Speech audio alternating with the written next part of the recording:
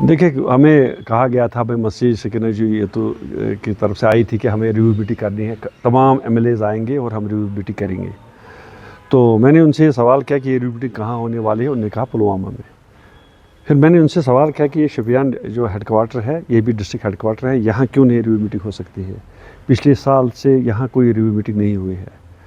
तो शायद उनको ये अच्छा नहीं लगा, क्योंकि उनको शोपियान के साथ जो खासकर नेशनल कॉन्फ्रेंस है शोपियान के साथ कभी पिछले 30 साल से 40 साल से शोपियान के साथ उन्होंने कभी हमेशा शोपियान के ख़िलाफ़ रहे, शोपियान की इंटरेस्ट के ख़िलाफ़ रहे। तो आज भी वही साजिश हो रही है कि शोपियान को इग्नोर करें। तो पुलवामा में मीटिंग की उन्होंने, हमारे जो एमएलए थे डिस्ट्रिक्ट के शौकत साहब वो थे, और उसके साथ दूसरे जो उसके पीछे पीछे जो चमचे हैं शेख रफ़ीक साहब वो भी था, और उनको भी तकरीर करने दिया गया। ये एक आप देखोगे कि शोपियान की जो मसाइल है, एक एमएलए को उनसे पूछना था, एक एमएलए को जवाब देना था, कि एमएलए को उस मीटिंग में होना था। लेकिन चूँकि मैंने ये प्रोटेस्ट किया कि शोपियान डिस्ट्रिक्ट में ही होनी चाहिए, लेकिन उन्हें नहीं की।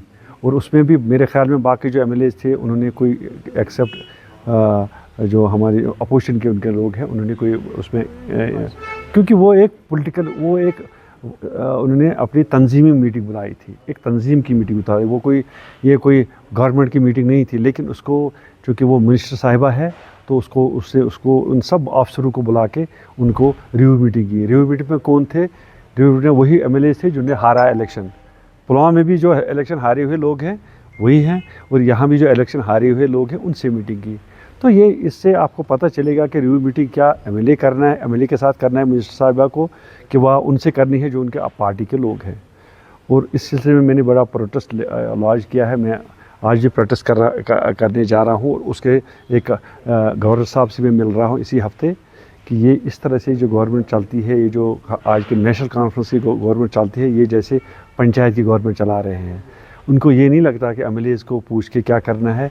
एक मनमानी सा होता है, एक मनमानी सा हमारी मिनिस्टर साहिबा ने एक जो मनमानी का जो सिस्टम है उसे ये चला है। प्रॉपर तरीके से जहाँ मेरिट बनता है वो मेरिट के हिसाब से नहीं चलती है, वो अपने वर्कर को चलाने की कोशिश करती है। लेकिन उसको ये दिमाग में रहना चाहिए, मैं आपके वसात से ये कहता हूँ, ये डीके पोरा ही, जिस तरह परसों ज़फ़र साहब ने कहा कि क्या एक डिप्टी चीफ मिनिस्टर एक ही सीट पे सब नेशनल कॉन्फ्रेंस का इलेक्शन लड़ना है, इसी तरह मैं आपसे आपके माध्यम से ये बोलना चाहूँगा, क्या डीके पोरा जो हमारा धमाल हाजी पोरा है, डीएच पोरा, क्या नेशनल कॉन्फ्रेंस को सिर्फ डीएच पोरा से ही इलेक्शन लड़ना है? बाकी जो हल्के हैं, ऐसे असेंबली मेम्बरान हैं, उनकी कोई वक़्त ही नहीं है आजकल इस गवर्नमेंट में। चलो, चूँकि वो उनके अपने एमएलएज़ हैं, हमारा ये मानना है कि लोगों ने हमें वोट दिया है। मैं शोपियान का मशकूर हूँ। शोपियान के लोग हमेशा इस जो हमारे साथ जो नाइंसाफ़ी हुई है शोपियान कॉन्स्टिट्यूंसी के साथ, उसके हमेशा वो इसके ख़िलाफ़ रहे हैं, आज भी इसके ख़िलाफ़ है।